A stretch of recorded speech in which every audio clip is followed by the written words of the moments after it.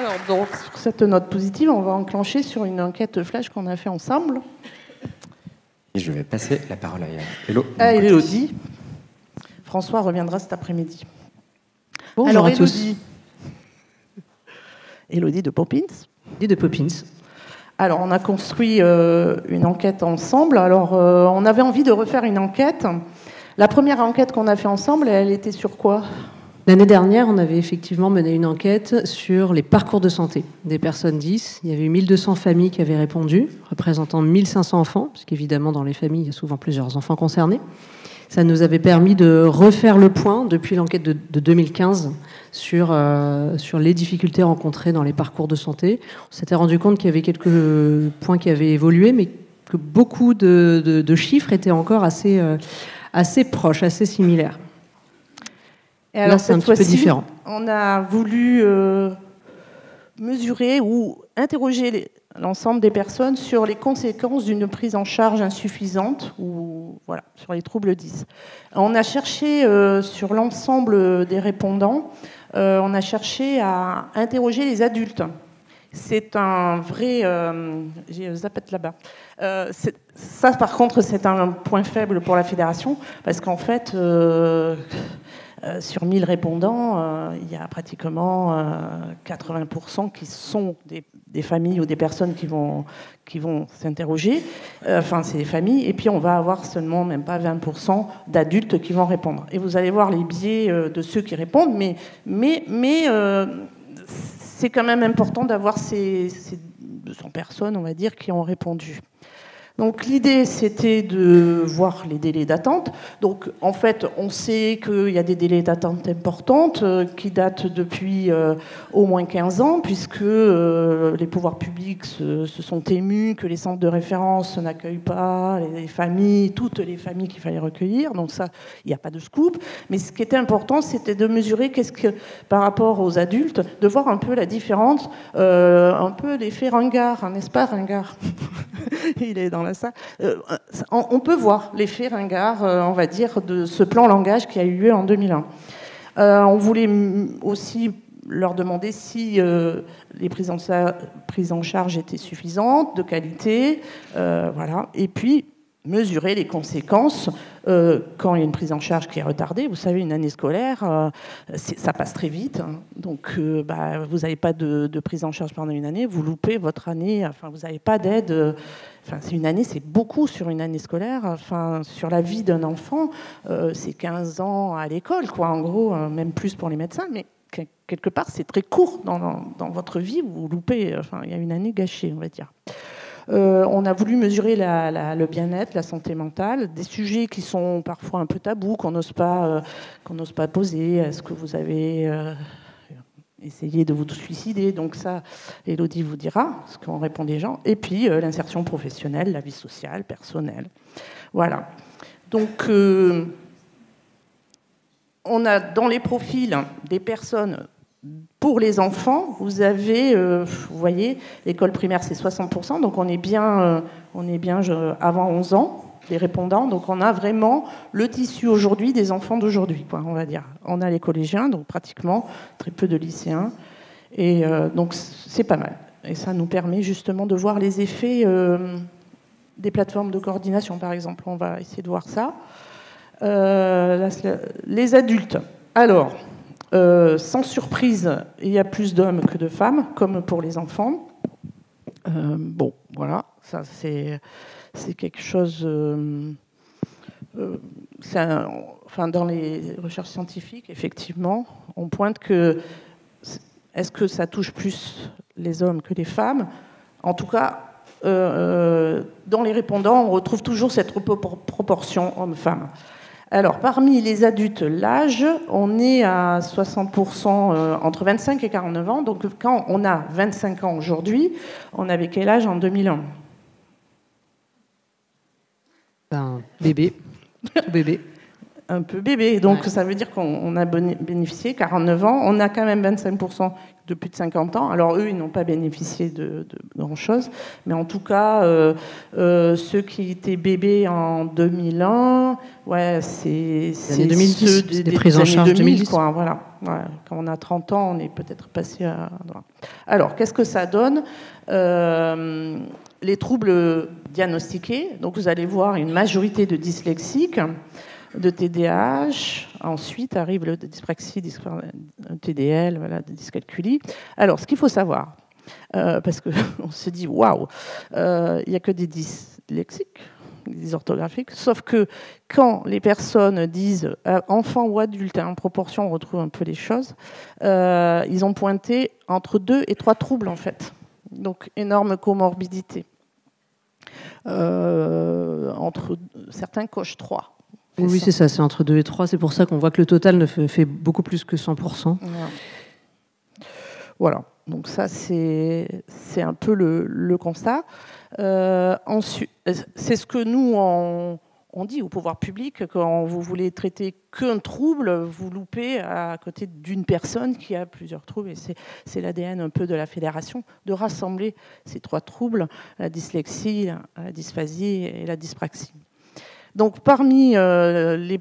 Alors, une bonne nouvelle, parce que chaque fois on dit ça va pas, bon, il y a quand même des progrès, on ne peut pas dire non, il n'y a rien qui avance.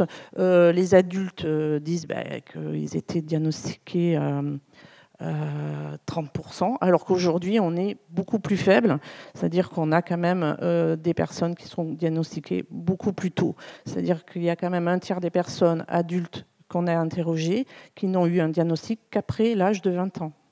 Il y en a encore, hein. Il y en a encore. Moi, ce que je pense aussi, c'est qu'il y a pas mal de parents, à travers les difficultés des enfants à l'école, qui se voient et qui se disent, tiens, peut-être que moi aussi, je suis un petit peu comme mon fils, ou enfin, je suis peut-être 10. Voilà. Alors, l'âge moyen, on avait fait une enquête dans les années 2010 sur le parcours de santé. On était autour... Alors, c'est différent selon les troubles. Vous avez des troubles qu'on voit beaucoup plus précocement, qui est le trouble du langage oral ou la dyspraxie, mais la dyslexie, on frôlait quand même autour de 10-11 ans. Là, ça s'améliore quand même, il faut le dire, où on a quand même, on a gagné, on est un peu avant 9 ans. On a quand même, je pense, alors que les adultes, il n'y en avait que 4 sur 10 qu'on voyait avant l'âge de 9 ans. Il y a quand même les premières stats des plateformes de coordination. Tout le monde sait ce que c'est.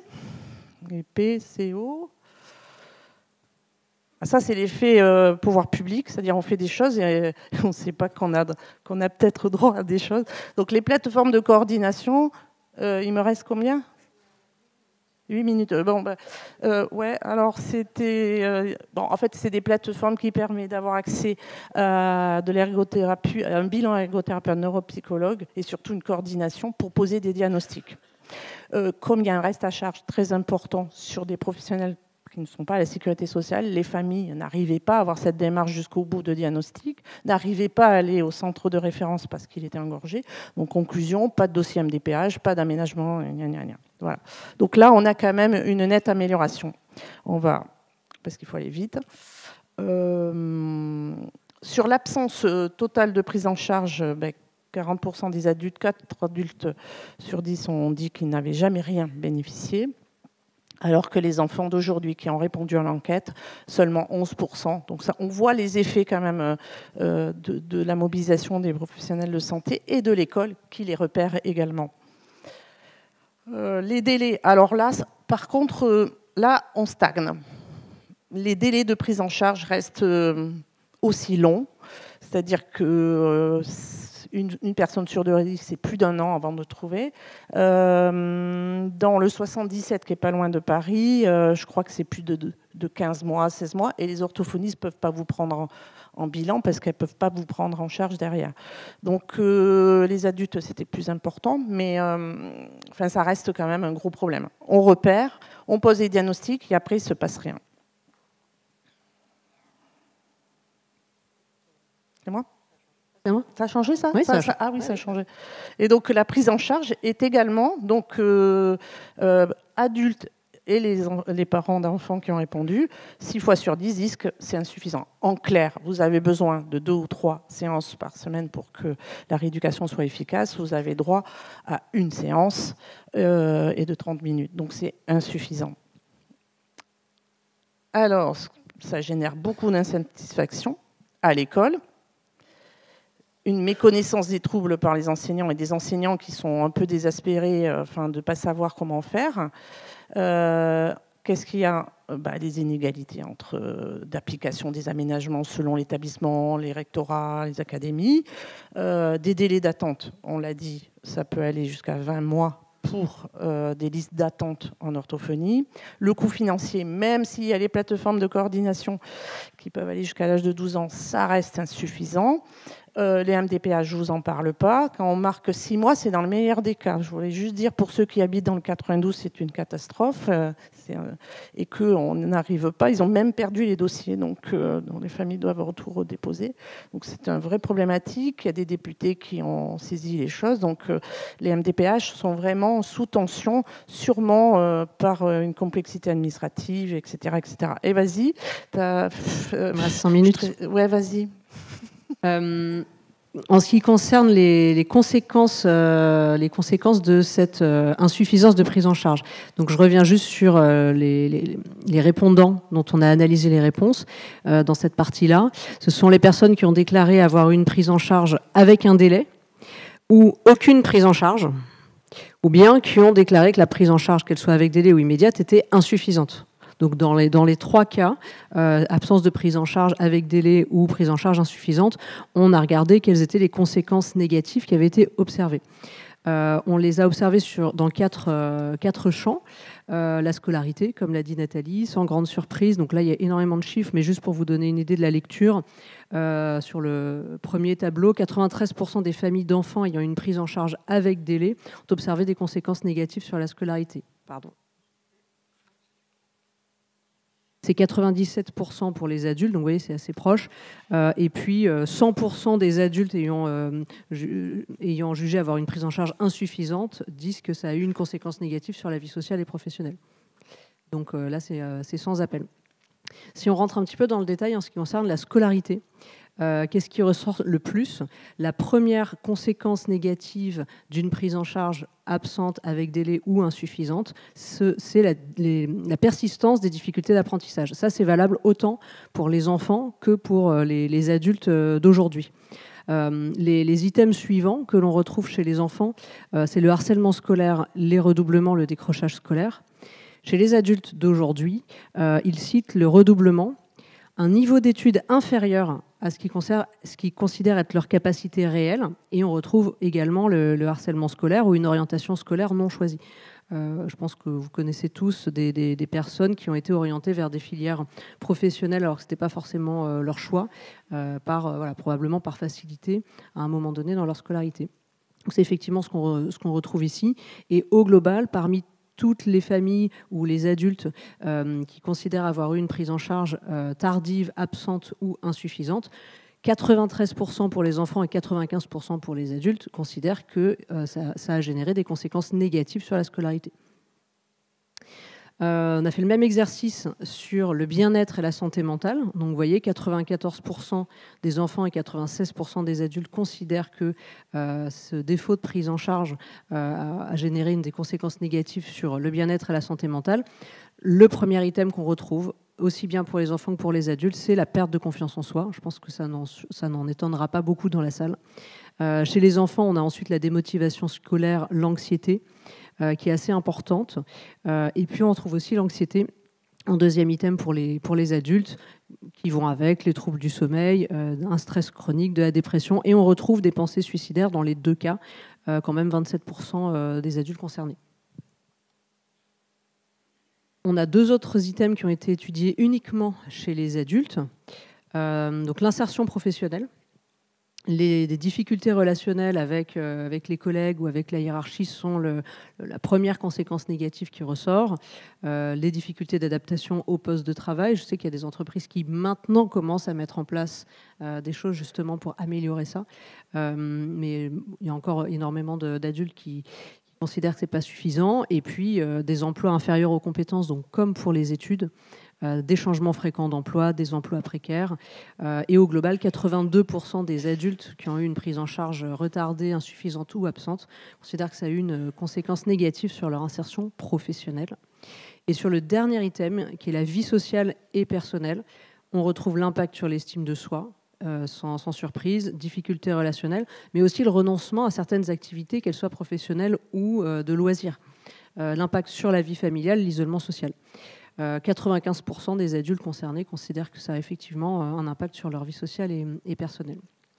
Dernière slide sur les personnes qui considèrent avoir eu une prise en charge immédiate et suffisante, c'est-à-dire exactement l'inverse de ce qu'on vient d'étudier. Quelles conséquences positives est-ce que ça a pu générer ? Mais en fait, c'est exactement le miroir, c'est-à-dire que les difficultés d'apprentissage, l'estime de soi et les résultats scolaires qui sont les premiers items négatifs quand on a une mauvaise prise en charge, ben là, ce sont les premiers items qui remontent en flèche dans les cas où la prise en charge est suffisamment précoce, suffisamment intensive. Donc la confiance en soi, les résultats scolaires, c'est vraiment ce qui va permettre que ça remonte et que les enfants aient les bases pour pouvoir construire leur scolarité et puis leur vie professionnelle. Tout à fait, Élodie. Et je pense, puisqu'on va enchaîner sur une conférencière, tout ce qu'on vient de vous dire, vous allez le voir à travers des témoignages d'adultes et vous allez vous dire, bon, finalement, c'est ce que disaient les personnes, et ça c'est important, c'est pas la fédération toute seule, quelques administratifs qui disent que c'est ça, les conséquences, c'est 1000 personnes qui ont répondu et qui disent que c'est un problème. C'est un problème. Voilà.